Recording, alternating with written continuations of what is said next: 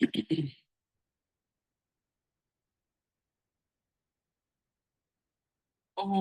सहना भवतु सहनौ भुनक्तु सह वीर्यं करवावहै तेजस्विनावधीतमस्तु मा विद्विषावहै।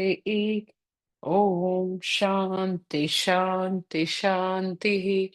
श्रुतिस्मृतिपुराणानाम् आलयं करुणालयं नमामि भगवत्पादं शङ्करं लोकशङ्करं शङ्करं शङ्कराचार्यं केशवं पादरायणं सूत्रभाष्यकृतौ वन्दे भगवन्तो पुनः पुनः। ईश्वरो गुरुरात्मेति मूर्तिभेदविभागिने व्योमवद्व्याप्तदेहाय दक्षिणामूर्तये नमः। ॐ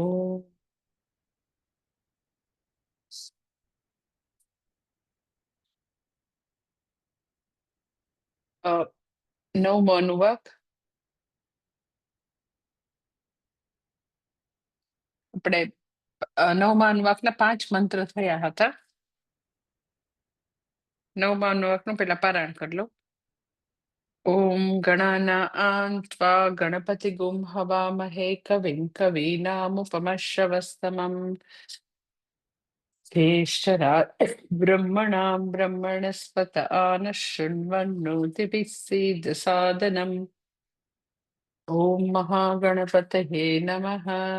नमः इरिण्याय च प्रपथ्याय च नमः किगुंशिलाय च क्षयणाय च नमः कपर्दिने च पुलस्त्य नमो गोष्ट्याय च गृह्याय च नमः सल्प्याय च गेह्याय नमः भाट्याय च गह्वरेष्ठाय च नमो हृदयाय च निवेश्याय च नमः पागुंसव्याय च रजस्याय च नमः शुष्काय च हरित्याय च नमो लोप्याय चोलप्याय च नमः ऊर्म्याय च सूर्म्याय च नमः पर्याय च पर्णसद्याय च नमो बहुरमाणाय चाभिघ्नते च नमः आखिदते च प्रखिदते च नमो वः किरीटेभ्यो देवानागुं हृदयेभ्यो नमो विक्षीणकेभ्यो नमो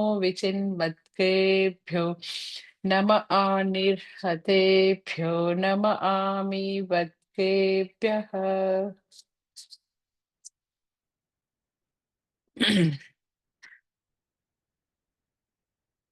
ભગવાનનું સર્વવ્યાપીપણું જે છે, સર્વાંતર્યામીપણું, એનું પછી આગળ વર્ણન 6ઠા મંત્રમાં કરે છે કે છે નમઃ કાટ્યાય ચ ગહ્વરેષ્ઠાય ચ.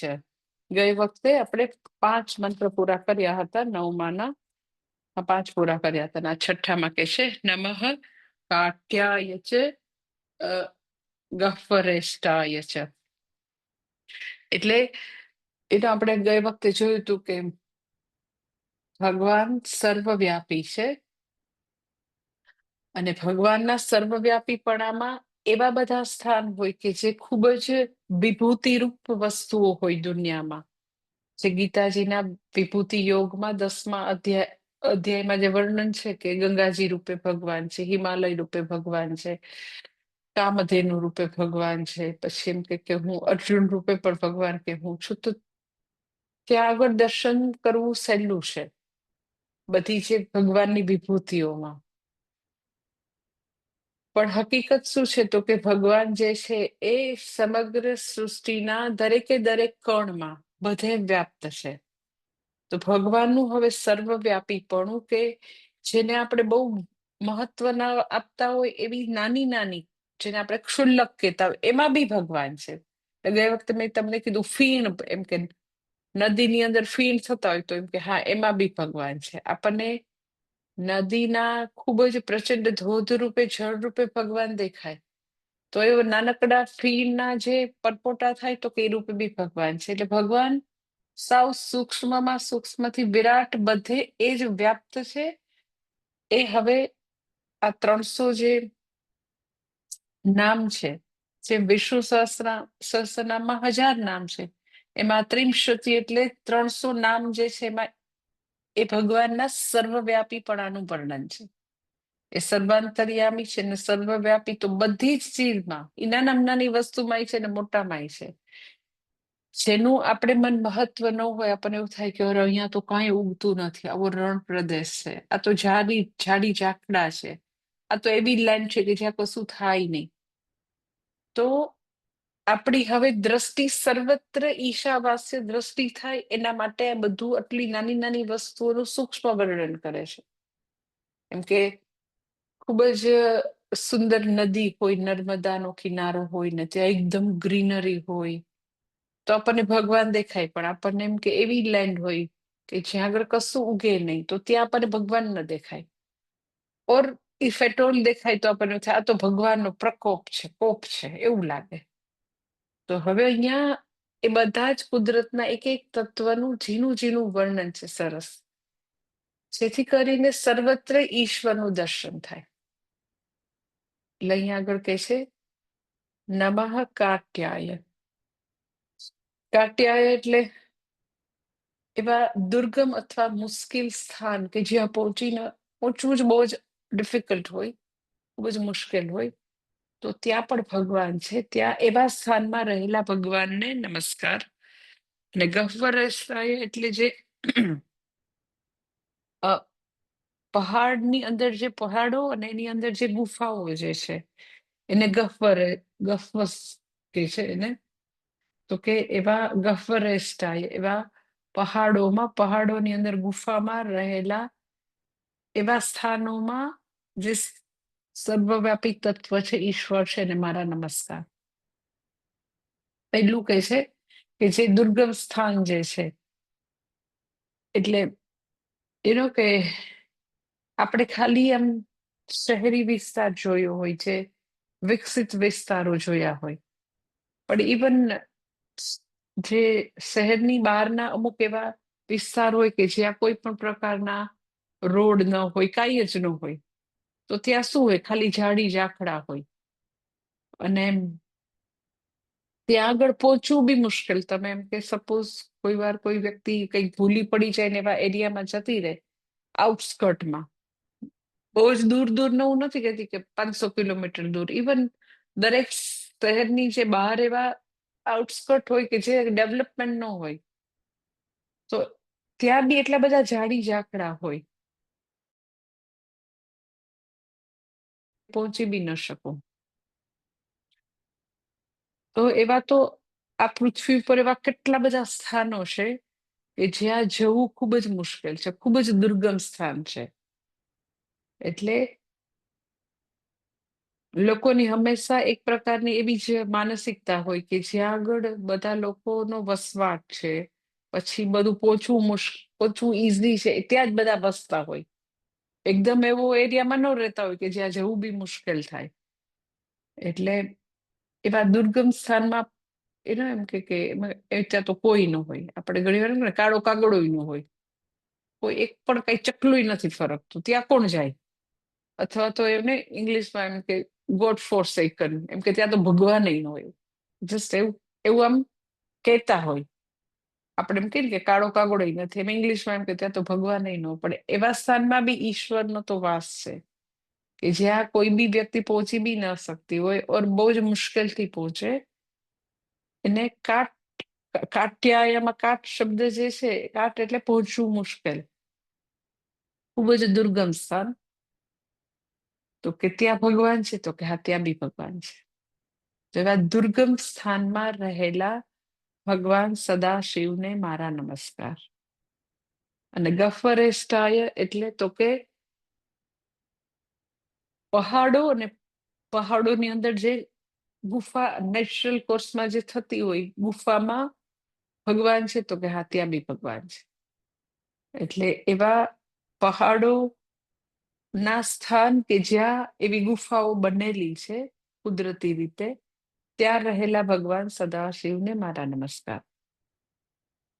એટલે એવી જે જગ્યા હોય કે જ્યાં આગળ ગુફાઓ થયેલી હોય પર્વતોમાં, તો પહેલાના જમાનામાં એવી રીતે પર્વતો પર જવું હોય, પર્વત ઉપર બહુ બધા મંદિરો, માતાજીના મંદિર હોય ને શિવજી બેઠા હોય કેદારમાં, એટલા બધા પર્વતોની ઉપર. તો પહેલાના જમાનામાં પહોંચવામાં લોકો ચાલીને જ જતા, બીજું કઈ હતું નહીં. એટલે ધારો કે વૈષ્ણવ દેવી છે, તો વૈષ્ણવ દેવીની તમે જે લોકો ગયા હશે ને ખબર હશે કે ગુફા છે વૈષ્ણવ દેવી. તો બધા પહાડો પર્વતોની અંદર એવી રીતે માતાજીનો વાસ છે. એવા ઘણા બધા મંદિરો છે કે જે પર્વતોની અંદર ગુફામાં એ બધા સ્થાન હોય, ભગવાનનું હોય, શિવજીનું હોય કે માતાજીનું હોય સ્થાન. તો એ જમાનામાં લોકો ચાલીને જતા અને એ બધી ગુફાઓમાં પહોંચવું ખૂબ જ કેટલાય નદી નાળા અને કેટલાય જંગલો પસાર કરે ત્યારે લોકો પહોંચતા. એટલે એ એવા સ્થાનમાં પણ તો કે ભગવાનનો વાસ છે. એવા પર્વતોમાં જવું મુશ્કેલ હોય, ચાલીને ચડીને જવું પડે, ત્યાં પણ ભગવાન રહેલા છે, એને નમસ્કાર.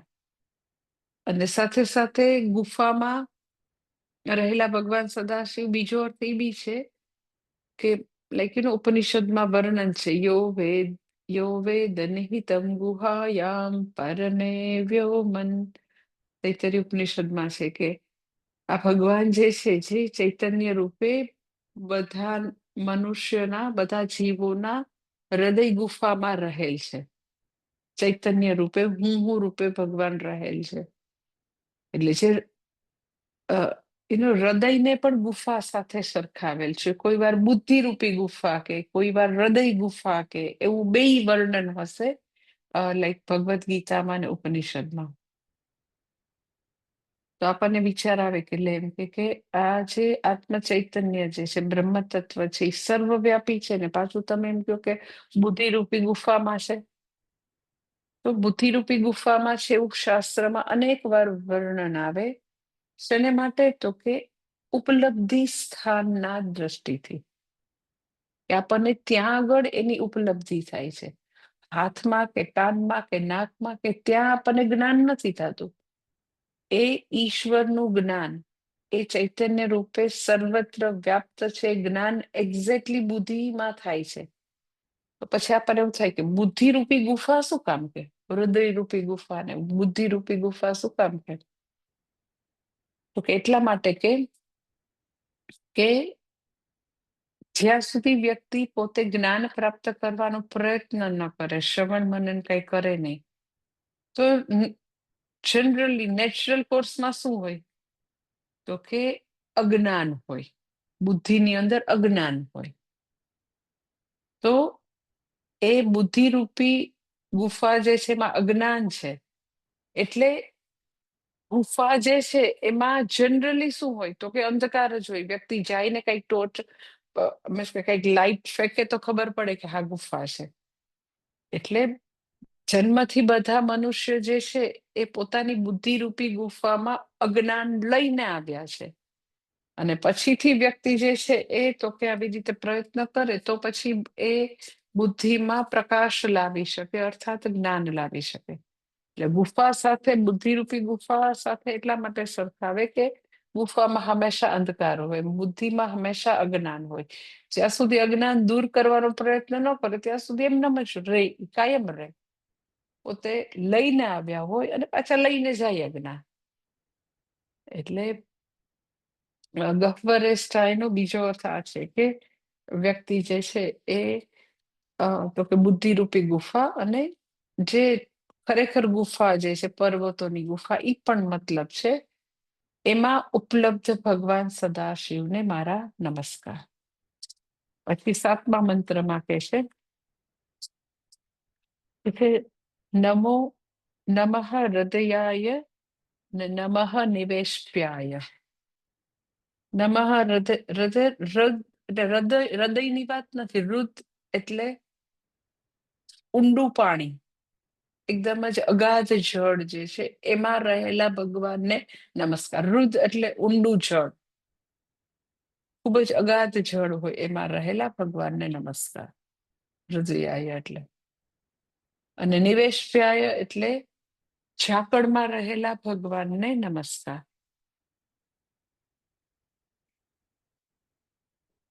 પેલું કે છે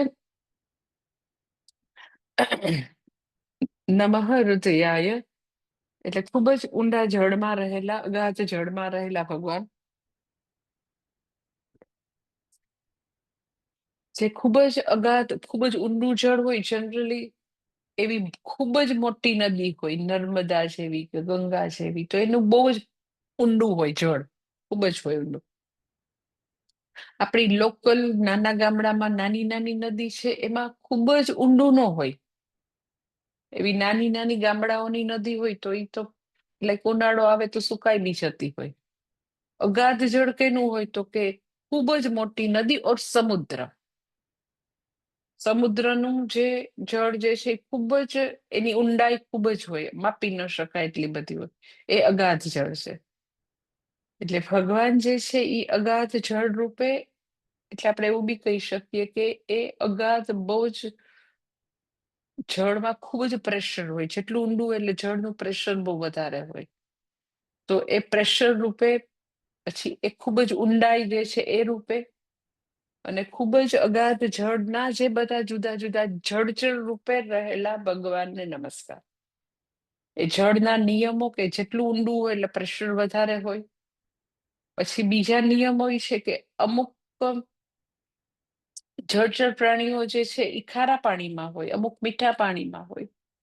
અમુક જળચર પ્રાણીઓ જે છે, એમ કે ધારો કે માછલી છે તો એ સાવ શેલો વોટર હોય ને તોય હોય. નાની નાની માછલીઓ તમને ખબર છે, સાવ શેલો વોટરમાં. આપણા ઘરે નાનકડું એક્વેરિયમ રાખીએ તો એમાં તો બિચારી જાય. પણ ડોલ્ફિન છે ને, શાર્ક છે ને, એ બધા કઈ એવા શેલો વોટરમાં ન હોય. ઈ શેમાં હોય તો કે ખૂબ જ અગાધ જળ હોય એમાં હોય. એટલે નમઃ હૃદયાય એટલે એવા જળના નિયમો રૂપે ભગવાન છે, જે પ્રેશર છે, જે ઊંડું પાણી છે, જેને કારણે ખૂબ ક્ષાર છે અથવા તો નથી, બધા નિયમો છે. આખા બધા ભગવાનના જ નિયતિ રૂપ ઈશ્વર છે. અને સાથે સાથે એ જળમાં એવા પ્રકારના જે બધા જળચર છે, શાર્ક હોય ને, ઓક્ટોપસ હોય ને, જેલીફિશ હોય ને, કેટલાય જુદા જુદા જળચર, જુદી જુદી ઊંડાઈ અને જુદું જુદું જે ક્ષારનું પ્રમાણ હોય એ પ્રમાણે રહેતા હોય. એ આખી નૈસર્ગિક બધી ભગવાનની આખી નિયતિ છે, બધા નિયમો છે, એ રૂપે એ લોકો રહેતા હોય. એટલે નમઃ હૃદયાય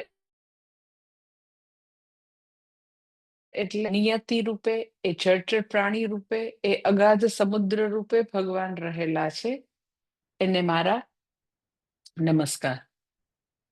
પછી નમઃ નિવેશ્યાય, એટલે ભગવાન ખૂબ જ એવા અગાધ જળ રાશિ રૂપે છે, જે આવી મોટી જળ રાશિ છે.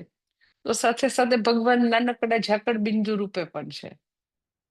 એટલે તમને કીધું ને કે આપણને ખૂબ જ એવી મહાન વસ્તુ હોય, મહાન જલરાશિ, તો એને આપણે એપ્રિશિએટ કરી શકીએ. પણ એમ કે કમળના પાંદડા ઉપર નાનકડું એક ઝાકળનું બિંદુ પડ્યું હોય તો આપણને એમાં ભગવાન ન દેખાય. તો અહીંયા કે છે એ રૂપે બી ભગવાન છે કે અમુક પ્રકારનું ટેમ્પરેચર, અમુક ઋતુમાં અમુક ઠંડક હોય તો એ ધુમ્મસ કે ઝાકળ રૂપે જે નાના નાના બિંદુ થતા હોય, અથવા તો બધું વાતાવરણમાં એમ જ આપણે જેને ફોગ કઈ રૂપે જમા થતું હોય, તો એ આખા નિયમો છે, નૈસર્ગિક બધા નિયમો. તો એ રૂપે ઝાકળ બિંદુ રૂપે, એ નિયતિ રૂપે રહેલા ઈશ્વરને, સદાશિવને મારા નમસ્કાર. પછી 8મા મંત્રમાં કહે છે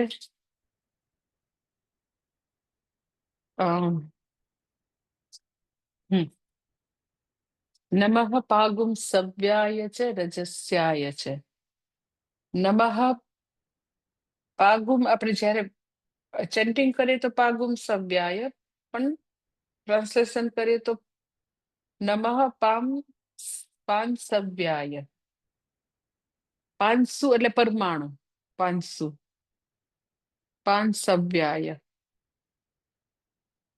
એટલે જે પરમાણુ રૂપે રહેલા ભગવાન સદાશિવ છે એને મારા નમસ્કાર. એટલે નાનું નાનું એકદમ નાનું કણ, અણુ કે પરમાણુ, એના રૂપે રહેલા ભગવાનને નમસ્કાર. પછી આગળ કે છે નમઃ રજસ્યાય. રજસ્યા એટલે રજકણ રૂપે રહેલા ભગવાનને નમસ્કાર.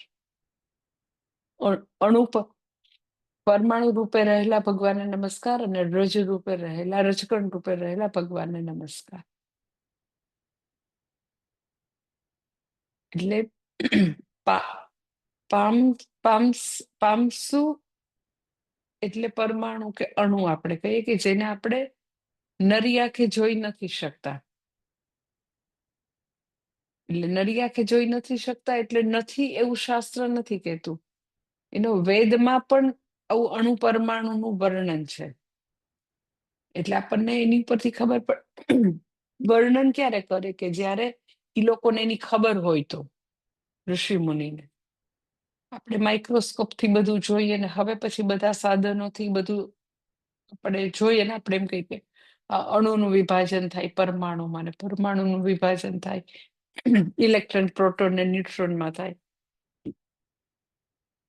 એટલે શાસ્ત્રમાં તો કે આ બધું એ રીતે વર્ણન છે કે એ જે નરી આંખે ન જોઈ શકાય સૂક્ષ્મ પાર્ટિકલ રૂપે બી ભગવાન છે. સૂક્ષ્મ પાર્ટિકલ રૂપે ભગવાન એટલે શું? તો કે એ નિયમો રૂપે ભગવાન. કયા નિયમો? તો કે અમુક અમુક પાર્ટિકલ ભેગા થાય તો અમુક તત્વ બને. એમ કે હાઇડ્રોજનના બે એટમ ભેગા થાય, ઓક્સિજનનો એક એટમ ભેગો થાય તો H2O બને. તો જુદા જુદા એટમ જુદા જુદા પ્રપોર્શનમાં ભેગા થવા એ ઈશ્વરનો નિયમ છે. શા માટે બે જ હાઇડ્રોજનના એક જ ઓક્સિજનનો?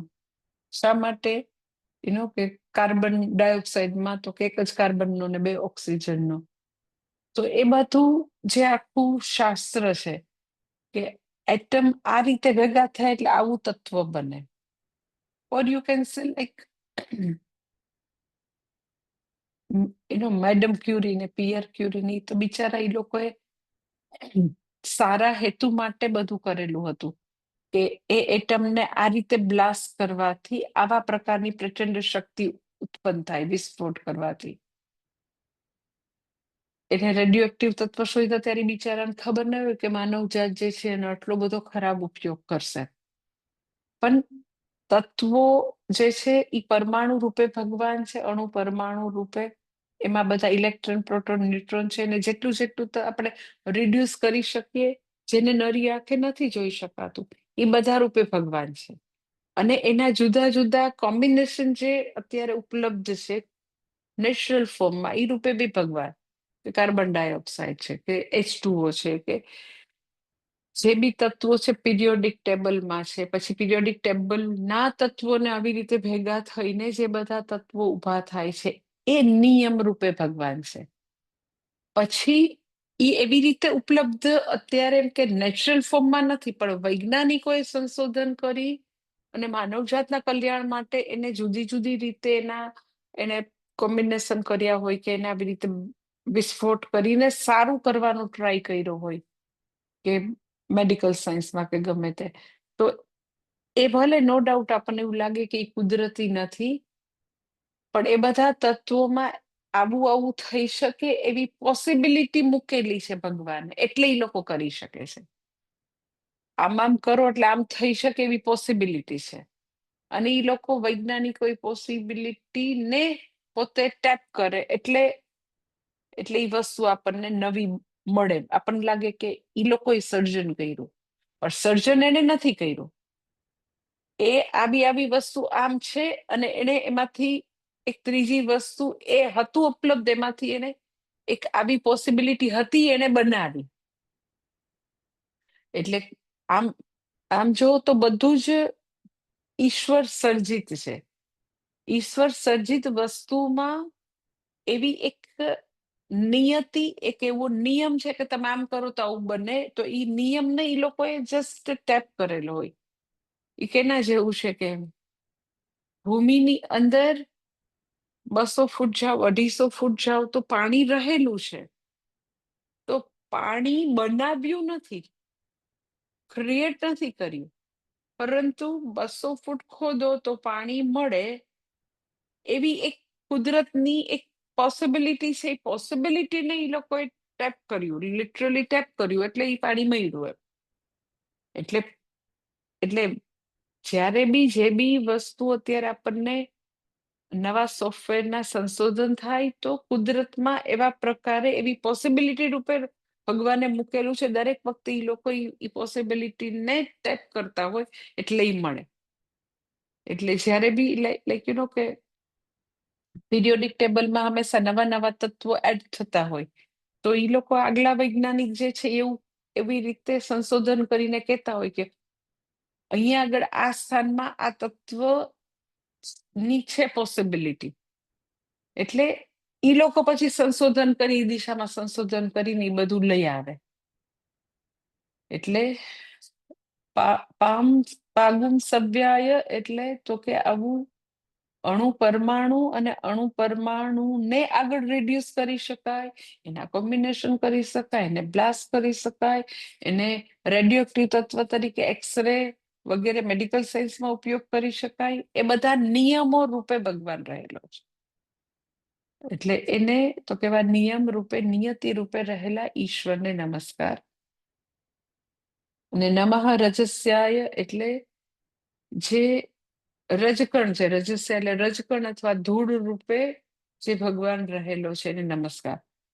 બહુ બહુ બધી ધૂળ ક્યાં હોય તો કે બધા ધૂળિયા રસ્તા અને બહુ જ બધી ધૂળ તો કે રણ પ્રદેશમાં હોય. તો રણ પ્રદેશ જે છે એ બહુ આપણને એકદમ જ એટ્રેક્ટિવ કે સ્ટ્રાઇકિંગ ન લાગે, બહુ સરસ છે. આપણને એવું લાગે કે એમાં ધૂળમાં શું જવાનું. લાઈક કે તમને રાજસ્થાનના રણના બધા દ્રશ્યો બતાવે તો કેટલાય કિલોમીટર સુધી બધા એવા તમને ધૂળ ધૂળ ધૂળ જ દેખાય. બિચારું ધીરે ધીરે ઊંચ જતો હોય, આપણને એમાં કઈ એટ્રેક્ટિવ ન દેખાય. આપણને હંમેશા ફેસિનેટિંગ શું લાગે તો કે આમ લસ ગ્રીન હોય, બધા બર્ડ્સ હોય, નદી હોય, ઈ જ બધું લાગે. કેટલા કિલોમીટર સુધી ખાલી ધૂળ ધૂળ ધૂળ ધૂળ ધૂળિયા રસ્તા થોડું લાગે એમ. તો એ કહે છે કે હા, એ ધૂળિયા રસ્તા રૂપે એ ધૂળ ખાલી હજારો કિલોમીટર સુધી ખાલી ડસ્ટ જ તમને જોવા મળે. તો એ રૂપે રજસ્યા એ ધૂળ રૂપે બી ભગવાન સદાશિવ છે, એને મારા નમસ્કાર. પછી આગળ કહે છે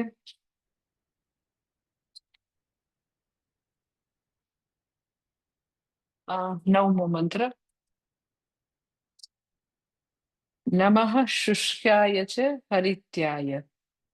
નમઃ શુષ્કાય એટલે શુષ્કાય એટલે સૂકા, સૂકું, અને હરિત્યાય એટલે લીલું. એટલે શુષ્કાય એટલે જે સૂકા કાષ્ટ છે એમાં રહેલા ભગવાન સદાશિવને મારા નમસ્કાર. નમઃ હરિત્યાય એટલે જે લીલા વૃક્ષ જે છે એમાં રહેલા ભગવાનને નમસ્કાર. તો જે સૂકા કાષ્ટ જે છે આપણને એવું થાય કે એ છે ને માટેનું. તો તમને ખબર છે કે જ્યારે આવી બધી એલપીજી ને બધા જુદા જુદા ઈંધણની શોધ નહોતી થઈ, ત્યારે જે સૂકા કાષ્ટ જે છે એ યજ્ઞમાં વપરાતા અને સૂકા કાષ્ટ જે છે એ રસોઈ માટે વાપરે. એટલે આજે બી તમે જોયું હશે કે જે લોકો બિચારા ગરીબ લોકો જે છે એ આજે બી સૂકા કાષ્ટ ભેગા કરતા હોય. આપણને એવું થાય કે બહુ જ આપણો ભારત દેશ જે છે ને બહુ પ્રગતિ કરી લીધી એવું લાગે. પણ હું અત્યારે બી આપણા અહીંયા બરોડા આશ્રમમાં બધા મજૂરો છે ને આવતા હોય ને બધું કન્સ્ટ્રક્શન માટે, તો હું રોજે એ લોકોને જોતી હોઉં. એ લોકો જ્યાં ને ત્યાંથી લોકો સાંજ પડે ને એટલે બધા લોકો નાના નાના સૂકા લાકડાના ભારા બનાવતા હોય. તો મને રોજ અચરજ થાય કે આ લોકો કેમ આવું નાના નાના લાકડા, ઇવન અહીંયા કઈક પેકિંગમાં આવ્યા હોય ને એમાંથી કઈક હું એ લોકોને કહું ને ફેંક્યા હોતું કે અરે ના, કે માતાજી ફેંકતા નહીં, અમારા માટે રાખો. પછી કન્સ્ટ્રક્શનમાં બી કઈક આમ નાનું નાનું એ લોકોને નીકળ્યા હોય ને લાકડા બધું સ્લેબમાં ને એમ બધું અમુક પડ્યા હોય તે બધો પેલા કોન્ટ્રાક્ટર બધા ફેંકી દે ને તો એ બધા એ આમ લાકડા માટે ઝંખતા હોય, આમ બધા પડાપડી કરે કે આપણને ભારો બની જાય એમ. તો આપણને એવું લાગે કે આપણા દેશે બહુ પ્રગતિ કરી, પણ હજી બી એમ કે કેટલા લોકો એવા છે કે જે લોકો ઈંધણ માટે, બળતણ માટે આમ એક સૂકા કાસ્ટ છે એ લોકો વીણતા હોય. હજી જે આપણને એમ કહે કે 50-100 વર્ષ પહેલા જેવી રીતે બધા ઈંધણ માટે શોધતા એવું જ શોધે છે આજે બી એમ. અમુક વર્ગો, એવું નથી કહેતી બધા છે એમ કે. તો સૂકા કાસ્ટ જે છે એ હંમેશા તો કે ઈંધણ અને યજ્ઞમાં કાસ્તા ઉપયોગી થતા હોય છે. જે નિયતિથી, હરિત્યાય એટલે વૃક્ષ જે છે એ લીલાછમ રહે છે, એ જ ભગવાનની નિયતિ, એ જ નિયમો છે કે જેનાથી વૃક્ષો સુકાતા પણ હોય. એટલે અમુક વૃક્ષ જે છે એ અમુકની ઉંમર થાય એટલે સુકાઈ જાય, અને અમુકને તમે જોયું હશે કે એવા પ્રકારે કઈક રોગ આવે તો અમુક ડાળીઓ જે છે એ પાછી સુકાઈ જાય અને આખું ઝાડ એકદમ લીલુંછમ દેખાય. શું કામ? તો કે ત્યાં આગળ એ બધી ડાળીઓમાં જે વૃક્ષનો જે સેપ હોય, રસ એ પહોંચતો ન હોય, ડાળીઓ સૂકી થઈ જાય. એટલે ભગવાનની નિયતિ જે છે, નિયમ રૂપે ઈશ્વર જે છે એ વૃક્ષોને લીલાછમ રાખે, જીવંત રાખે. એટ ધ સેમ ટાઈમ અમુક આખા વૃક્ષોને ભગવાન સૂકવી નાખે, અમુક ડાળીઓને સૂકવી નાખે. એટલે ભગવાન લીલાછમ બી રાખે ને ભગવાન સૂકવી બી નાખે. એટલે મેં એવું ઘણી વાર જોયું છે કે ખાલી તમે દિવસે ઝાડ આખું લીલુંછમ જોયું હોય ને સવાર ઉઠો તો આખું સુકાઈ ગયું હોય. અમુક પ્રકારના એવા કીડા આવે, અમુક એવો રોગ આવે તો આખે નાખું ઊભું તમને વૃક્ષ ટોટલી સુકાયેલું. એટલે આપણે જે કહીએ ને, જે પોષતું તે મારતું. એટલે ભગવાન લીલાછમ બી રાખે ને ભગવાન સૂકવી બી નાખે. એટલે ઘણા લોકો, હું બધા અહીંયા વૃક્ષો વાવું કે રાજકોટ વાવું ને એટલે એમ કે બધા આમ ઉત્સાહમાં આવીને એમ કે ઓહો, એમ કે માતાજી તમે તો બહુ જ સરસ બગીચો બનાવ્યો, તમારામાં બહુ જ છે એમ કે ભગવાને બહુ જ આપ્યું છે આવું. એટલે હું એમ કહું કે એક આપણી કોઈ ચતુરાઈ છે જ નહીં. આપણે ખાલી વાવી શકીએ એમ કે ખાડો કરીને, બાકી ભગવાન ચાહે તો એ વૃક્ષ હંમેશા લીલુંછમ રહે ને ભગવાન ચાહે તો એ આખું બીજે દિવસે સુકાઈ બી જાય.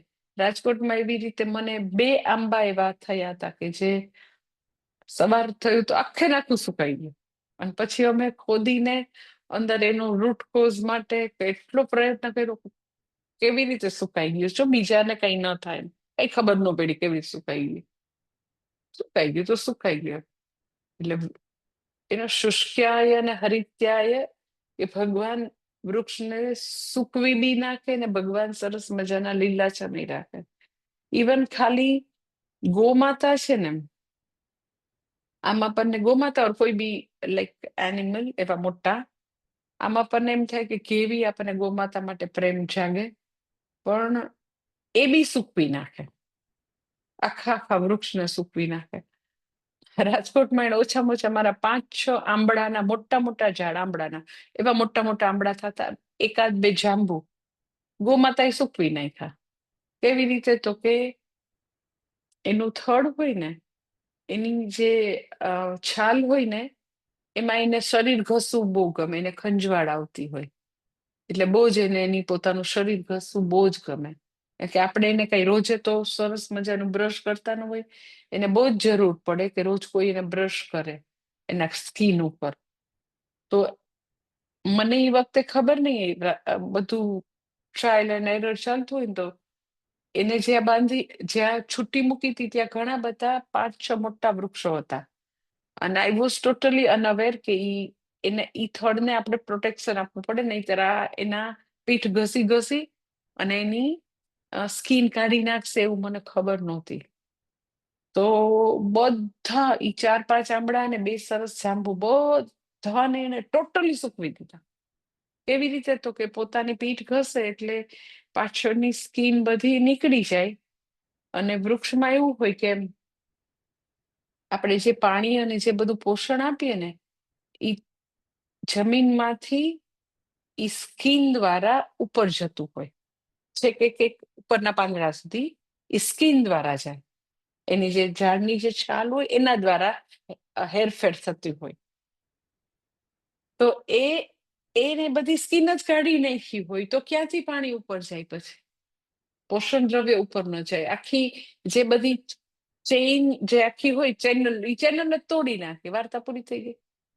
કોઈ બી ઝાડને તમારે સૂકવી નાખવો હોય તો તમે આખો એક પટ્ટો એવો તમે એને સ્કિન નો કાઢી નાખો એટલે ઝાડ સુકાઈ જાય. તો કેટલા બધા ઝાડ એને સૂકવી દીધા. પછી મને આ લોકો કે હવે આપણે આ બધા સુકાઈ ગયેલા કાઢી નાખવા. મેં કીધું નથી કાઢવા, હવે રોજ એને ઘસવા દો, સુકા તો સુકા રહેવા દો, ખરાબ લાગતો હોય તો ખાલી ઉપરથી મેં કીધું ડાળીઓ કાઢી નાખો અને હવે રોજ એને ઘસવા દો ભાઈ. પછી અમે બીજી એક ગમાણ નંદી માટે સ્પેશિયલ કરી. તો પછી અમે એને લોખંડના એંગલ, આમ ટ્રાયંગલ કર્યો, 3 એવા એંગલ મારી દીધા કે જેથી કરીને થડની ફરતા 3 એંગલ મારી દીધા કે જેથી કરીને ઈ આંબાના થડ સુધી પહોંચે જ નહીં. પછીથી અમને ડાપણ આવ્યું, પેલા ખબર નહોતી તો આટલા ઝાડ સૂકવી નાખ્યા. તો એને તો ખબર નથી ને ગોમાતાને. એટલે કુદરત જે છે એ કીડા મોકલીને કે ગોમાતાને મોકલીને સૂકવી બી નાખે. અને એ જ ભગવાન તો કે ગોમાતાના ફર્ટિલાઇઝર ને બધું જે આપેલું છે આપણને, તો એનું આપણે કોમ્બિનેશન કરીએ તો લીલું છંબી રાખે. એટલે હરિત્યાય એટલે જે ફોટોસિન્થેસિસના નિયમો છે, પ્રકાશ સંશ્લેષણના નિયમો, કે જેનાથી બધા વનસ્પતિના પાંદડા ગ્રીન રહે છે, ધેટ ઇઝ હરિત્યાય. કે તમે એવા લીલા પાંદડા રૂપે, લીલા વૃક્ષ રૂપે, એટલે એ નિયમ કે જેનાથી પાંદડા લીલા છે એ રૂપે ભગવાન છે. લીલા પાંદડા રૂપે એટલે શું? તો કે એ નિયમ કે જે ફોટોસિન્થેસિસનો નિયમ, કે જે વનસ્પતિના પાંદડામાં એવો નિયમ છે કે એ એક જ પાસે એવી તાકાત છે કે જે સૂર્યપ્રકાશને તો કે આપણને એડિબલ વસ્તુમાં ઈ ફેરવી શકે. સૂર્યપ્રકાશને તો કઈ ખવાતો નથી. તો સૂર્યપ્રકાશને અને હવામાંના તો કે કાર્બન ડાયોક્સાઇડ ને પાણી ને બધાને ભેગું કરી અને પાંદડું જે છે એ રસોઈ બનાવે. એટલે આપણને એવું થાય કે રસોઈ આપણે બનાવીએ. પેલી રસોઈ તો કે પાંદડું બનાવે, પછી બીજી રસોઈ તો કે ગૃહિણી બનાવે, ત્રીજી રસોઈ તો કે આપણી અંદરના સ્ટમકની અંદર ડાયજેસ્ટિવ ફાયર છે એ પછીથી રસોઈ બનાવે. પણ બેઝિક રીતે સૌથી પહેલું કિચન જો કોઈ છે તો ઈ હરિત્યાય એટલે પાંદડા છે એ સૌથી પહેલું કિચન છે. એની એક જ પાસે એવી તાકાત છે એનો કે જે સૂર્ય જે એનર્જીનો સોર્સ છે, મૂળભૂત એનર્જી સૂર્ય પાસે છે. પણ ઈ એનર્જી મનુષ્ય કેવી રીતે લે? તો કે એ ફોટોસિન્થેસિસ કરે, એ એની અંદર ખોરાક જમા કરે, અને એ ખોરાક તો કે આખા વૃક્ષમાં જાય. એ પછી ફૂલ રૂપે ને ફળ રૂપે ને ધાન્ય રૂપે એ જ બધું વસ્તુ આવે. એટલે ભગવાન તમે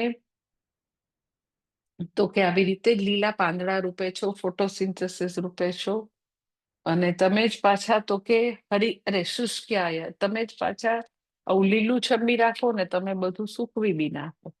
એ બધા રૂપે ભગવાન તમે છો. એવા ભગવાનને મારા નમસ્કાર. પછી 10મા મંત્રમાં કે છે નમઃ લોપ્યાય અને ચ નમઃ ઉલપ્યાય.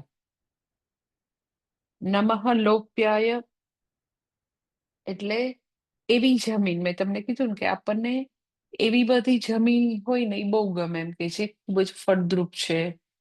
અને આપણે આમ નાના હોય ત્યારે હંમેશા એવું ભણ્યા હોય કે સિંધુ નદીની સંસ્કૃતિ, એમ કે નદી કિનારે બહુ જ સરસ નદી હોય ને એની કિનારે બધું ફળદ્રુપ એરિયા હોય ને ત્યાં બધી સૌથી પહેલી સંસ્કૃતિનો વિકાસ ત્યાં થયો. તો પછી આપણને એવું થાય કે એવી જમીન કે જ્યાં કોઈ ન ઉગે ત્યાં ભગવાન હોય તો કે હા. નમઃ લોપ્યાય એટલે માર્સી લેન્ડ. માર્સી લેન્ડ એટલે જેને તમે કાદવ કળણવાળી લેન્ડ કહેવાય, માર્સી લેન્ડ. અમુક જગ્યાએ ગુજરાતમાં એવી બહુ બધી જગ્યાએ છે, ફેદરા સાઈડ ને એ બધી જગ્યા છે જ્યાં આગળ બહુ મોટું એરપોર્ટ બનવાનું હતું, તો એ સાઈડ બધી માર્શી લેન્ડ કહેવાય. ઇવન રાજકોટ થી અમદાવાદ જાય ને તો સુરેન્દ્રનગર સાઈડ હાઈવેમાં સાઈડમાં પાણી જ ભરેલું હોય કાયમ, જ્યારે જાવ ત્યારે પાણી જ ભરેલું. એ માર્શી લેન્ડ કહેવાય, જેની અંદર છે ને કઈ થાય જ નહીં અને આવી ભીની ભીની જ રહેતી હોય. એટલે ઇટ ડઝન્ટ મીન કે ફળદ્રુપ છે, પણ આવી એને માર્શી લેન્ડ જ કહે છે ઇંગ્લિશમાં. અને આમ એને કળણવાળી લેન્ડ કે, કાદવ કળણવાળી લેન્ડ. અને એવી અમુક જગ્યા એવી લેન્ડ હોય કે જેમાં કઈ થાય જ નહીં, તો કઈ ઉગે નહીં એવી જમીન રૂપે પણ ભગવાન છે. એ રૂપે ભગવાન એટલે શું, તો કે એવા બધા ભૌગોલિક કારણો, જે બધી જમીનોના બધા સ્તર, જમીનોની એકદમ ઊંડાઈમાં અમુક વસ્તુ હોય, ઉપર અમુક વસ્તુ હોય, એ બધા ભૌગોલિક ભૂસ્તરશાસ્ત્રના નિયમો છે કે શા માટે આ જમીન ફળદ્રુપ છે. મને ઓનેસ્ટલી અત્યાર સુધી એકદમ એવી ખબર નહોતી કે ફળદ્રુપ જમીન કોને કહેવાય. ફળદ્રુપ જમીન આપણે બધું બહુ ભણ્યા હોઈએ લેન્ડ વિશે, પણ મને અનુભવ નહોતો એમ. એટલે રાજકોટની જમીન નો ઉપર પીએચડી કરી નાખ્યું, કારણ કે જમીનમાં એટલું ઉગતું નહીં, એટલે એટલો બધો એની ઉપર સંશોધન કર્યું હતું કે આવી જમીન છે તો એની સુધારણા કેવી રીતે થઈ શકે. પછી હું બધી જગ્યાએ ત્યાં ખોદકામ થતું હોય ને રાજકોટમાં આપણા આશ્રમની આજુબાજુ, તો હું આમ છે ને એના લેયર જોઉં. ઇવન આપણા આશ્રમમાં જયારે મંદિર બન્યું હતું ને, તો મંદિર બનવાનો નિયમ એવો છે પેલા ટેમ્પલ વાસ્તુનો, કે ભગવાન શિવજી હંમેશા શિલા હોય ને એકદમ એકદમ પથરાળ, ત્યાં સુધી જવાનું, અને ભગવાન એની ઉપર જ બેસે. ભગવાન પથ્થર, એટલું ઊંડું જવાનું, એટલું ઊંડું. એટલે બહુ જ રાજકોટમાં ખૂબ જ ઊંડું ખોદ્યું હતું. એ જ્યાં ભગવાન નું મંદિર બન્યું છે ત્યાં ખૂબ, એટલે આમ યુ કેન સે લાઈક 25-30 માળનું બિલ્ડિંગ બનાવવાનું ને એટલું ઊંડું ગયા હતા, કારણ કે ટેમ્પલ વાસ્તુ વાળાએ કીધું હતું કે જ્યાં સુધી પથ્થર ન નીકળે ત્યાં સુધી તમારે જવાનું. એટલે જ્યાં બી જમીન ખોદાતી હોય ને તો હું જઈને એવું જોયા કરું કે આ કાળી માટીનો સ્તર છે, પછી અહીંયાથી આવું છે તેવું છે, બધે જોયા કરું.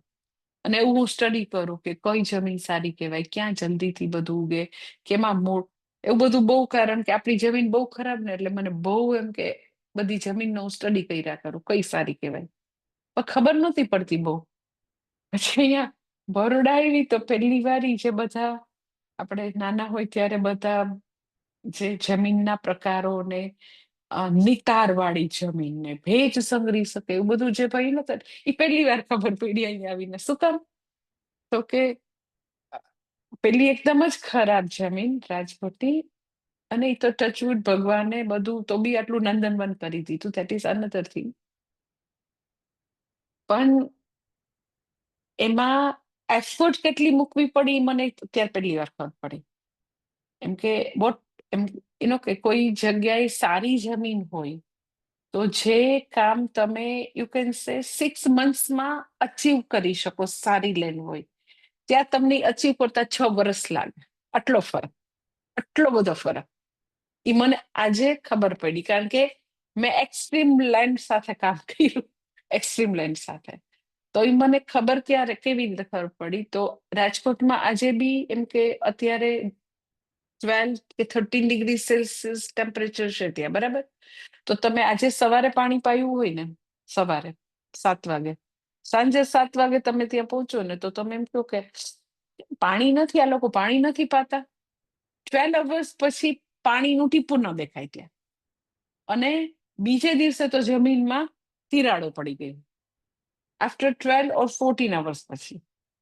અહીંયા યુ કેન સે લાઈક 15 કે 17 ડિગ્રી સેલ્સિયસ ટેમ્પરેચર છે, 15 ડિગ્રી સેલ્સિયસ. એટલે હું રોજ એ બધું નોટિસ કરું કે રાજકોટનું એ લોકોને પૂછતી રહે તો અહીંયા, એટલે લેન્ડનો ફરક એ મને હવે ખબર પડે. તો અહીંયા એ લોકોએ ધારો કે આજે મંડેના પાણી પાયું હોય ને, અત્યારે હું આ પ્રવચનમાં આવીને તો હું બારીમાં જ જોતી હતી પાણી પાતો હતો, તો તમે ગુરુવારે બી અહીંયા આવો ને તો તમને એકદમ જમીનમાં ભેજ દેખાય. હા, એટલે એવી લેન્ડ કે જે પોતે તમે એને જે પોષણ આપો છો, જે પાણી આપો છો, એ પોતે સંઘરી શકે છે. એટલે લેન્ડ પોતે એવું નથી કે પોતે માર્સી લેન્ડ થઈ જાય છે, કાદવ થઈ જાય છે, એવું નહીં. તમે જે આપો છો એ પોષણ અને જળ બંનેને સંઘરી શકે છે અને હંમેશા એ હ્યુમિડ રાખી શકે છે. એટલે વૃક્ષો ક્યારે સારા થાય? જ્યારે હ્યુમિડ રાખી શકે. એને પાણીની ઓછી જરૂર છે અને ભેજની વધારે જરૂર છે, હંમેશા હ્યુમિડની જરૂર છે. હવે ડ્રાયસ થઈ જાય તો હ્યુમિડ રહે નહીં તો બિચારા છોડનો વિકાસ થાય નહીં. કોઈ પણ છોડ હેલ્ધી ત્યારે થાય જ્યારે એનો વાનસ્પતિક વૃદ્ધિ ક્યારે થાય? તો કે હ્યુમિડ એમાં રહેતો. એટલે અહીંયા જૂનમાં જે બધા વૃક્ષો વાવ્યા, અત્યારે તો વધારે બધા ફૂલોના જ વાવ્યા છે, તો 6 monthsનો ગ્રોથ અને ત્યાં લિટરલી 5 yearsનો ગ્રોથ ઇક્વલ ટુ 5 yearsનો. હા, એટલો બધો ફરક. 6 monthsના ગ્રોથમાં મેં જે એફર્ટ મૂકી છે એ ત્યાં કરતા 10મા ભાગની હું નથી મૂકતી, લિટરલી 10મા ભાગની નથી મૂકતી. એટલે શા માટે એક જ પૃથ્વીના જુદા જુદા પાર્ટમાં આટલો બધો જમીનના સ્તરોમાં ફરક શા માટે? કોઈક એકદમ માર્સી લેન્ડ છે, કોઈક રણનો વિસ્તાર છે, આવો ધૂળિયો વિસ્તાર છે, કોઈ તો કે આવી સરસ ભેજ સંગ્રહી શકે એવી ફળદ્રુપ જમીન છે. એ શું કામ છે એવું? તો કે એ આવા ભૂસ્તરશાસ્ત્રના ભૌગોલિક બધા નૈસર્ગિક બધા નિયમો રૂપે જે ઈશ્વર છે એને કારણે ફરક છે.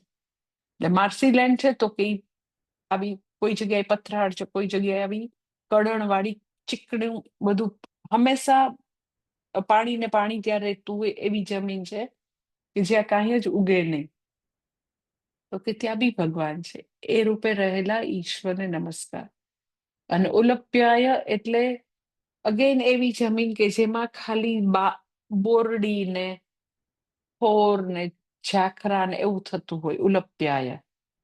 અને એમાં પણ તો કે એ જ ભગવાન સદાશિવ નિયમો રૂપે છે. માર્સી લેન્ડ રૂપે બી ભગવાન અને આવી ઉલપ્યાય એટલે જ્યાં બોરડીને બાવળ થતા હોય, થોર થતા હોય એવી જમીન જે છે એ રૂપે બી ભગવાન જ છે. અને એ નિયતિ રૂપે, માર્સી લેન્ડની નિયતિ રૂપે કે આવી ઉલપ્યાય એવી જમીનની નિયતિ રૂપે રહેલા ભગવાનને મારા નમસ્કાર. અને આગળ હજી કે છે કે 11મા મંત્રમાં નમઃ ઉર્વર્યાય ચ નમઃ સૂર્મ્યાય ચ. હે નેક્સ્ટ સેશનમાં જોઈ લેશું. ઓમ પૂર્ણમદ પૂર્ણમિદમ પૂર્ણાત પૂર્ણમુદચ્યતે પૂર્ણસ્ય પૂર્ણમાદાય પૂર્ણમેવાવશિષ્યતે. ઓમ શાંતિ શાંતિ શાંતિ. હરિ ઓમ શ્રી ગુરુભ્યો નમઃ. હરિ ઓમ. કાલે ભગવદ્ ગીતા